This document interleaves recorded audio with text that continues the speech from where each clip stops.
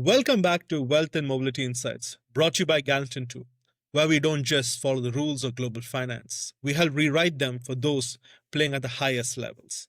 I'm Alban Jerome, Senior Partner here at Gallant Toole. And if you're a founder, a family office principal, or a legacy-minded investor navigating multiple jurisdictions, currencies, or compliance regimes, you're in the right place. At Gallant Toole, we engineer autonomy across borders. We help our clients stay strategically invisible when they need to be and fully fortified when they must be seen. We exist for one reason: to ensure that your wealth, however complex, however mobile, stays free, protected, and always under your control. Now, let me open with a scenario. It's early morning, your coffee is brewing, the market has just opened in London. You open your email, and there it is, a letter, not from your banker, not from your attorney, but from a foreign tax authority, somewhere you used to visit, maybe lived, maybe invested. They're demanding $14 million in back taxes on gains that you thought were exempt, on income you thought was invisible. They've frozen 3 of your accounts. Your advisors are suddenly unreachable, and your residency claim, it's been dismissed outright. Now, if you're thinking this is fear mongering, I'll stop you right there. This isn't a scare tactic. This is happening. Not to criminals or shady actors, but to smart, globally minded, successful people just like you who assumed they were protected, but they made one mistake. They misunderstood what global tax residency actually is. So let's reset the definition. Let's cut through all the noise, the myths, the glossy brochures, the vague assurances. Because here's the truth. Global tax residency is not where you live. It is not where your penthouse is registered. It is not the name on your golf club locker. It's not where your dog sleeps or where your family vacations. It's not in the passport in your drawer. It is where regulators believe you belong. It is a jurisdiction that decides often algorithmically that you are, for tax purposes, theirs. And how do they decide that? Through your conduct, through your connections, through your paper trail, and increasingly through your digital footprint. Let's break that down.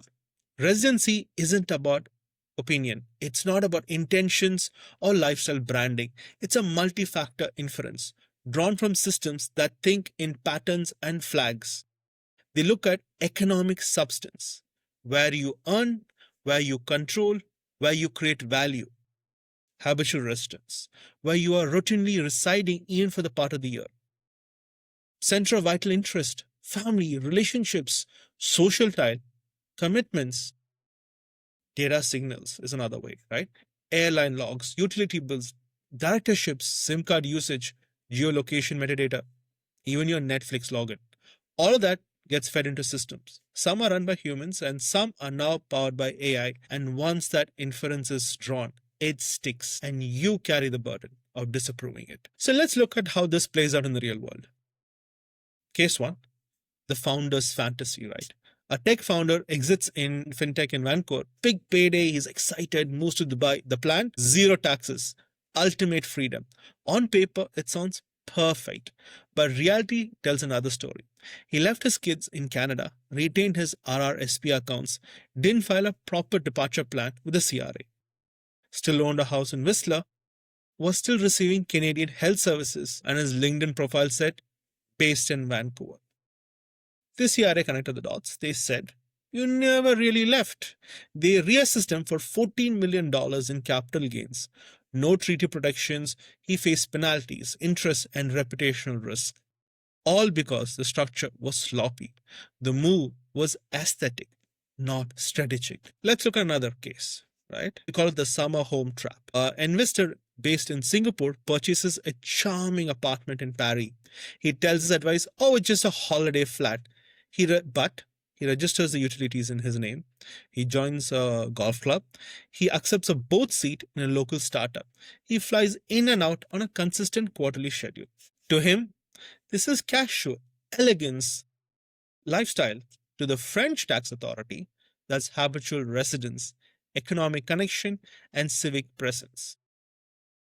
He got flagged under CRS, which is the Common Reporting Standard. Now, He's being audited for residency, facing exposure to the French wealth tax, potential estate tax on French assets, and a compliance nightmare because auto sharing of banking data across jurisdictions. He never moved to France, right? But his actions told a very different story. Let's look at another case, the invisible millionaire. A high net individual relocates to the UAE, gets a golden visa, has a holding company in Ras Al Khaimah, multiple trusts, clean paperwork, fully advised. He believes he's off the grid. But behind the scenes, red flags are stacking up. He maintains private Swiss accounts. His children attend school in UK. He's a trustee of a Canadian family trust. He frequently flies to the US for board meetings. Now, three countries are asking questions. And the US, thanks to FACTA, is already pulling account level data. Invisible? Not quite. What do these three cases have in common? They all misunderstood a core principle. You don't get to choose your residency. It's not a checkbox, it's a profile built from what you do and what your records prove. We've seen clients flagged based on nothing more than a title on a website or flight data scraped by AI from their travel habits.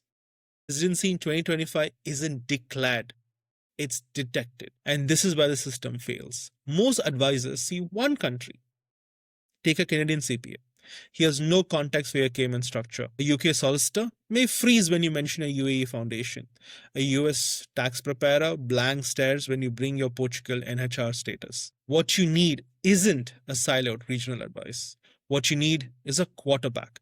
Someone who sees the entire field, the full chessboard, spanning continents, tax codes, and regulatory trends. At Gallant Toole, we don't just file forms or draft trusts.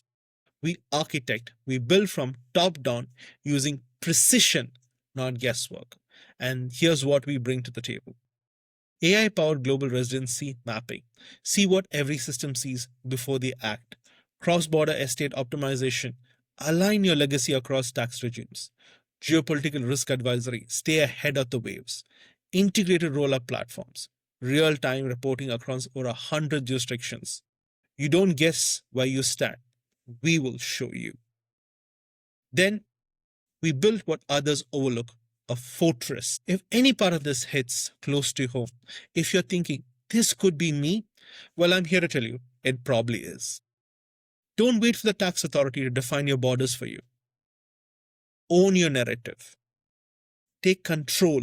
Go to LinkedIn right now and schedule a global residency diagnostic call with me directly. In just 30 minutes, we will map your cross-border exposure, identify conflicting signals in your structure, and deliver a real-world risk assessment you can act on immediately.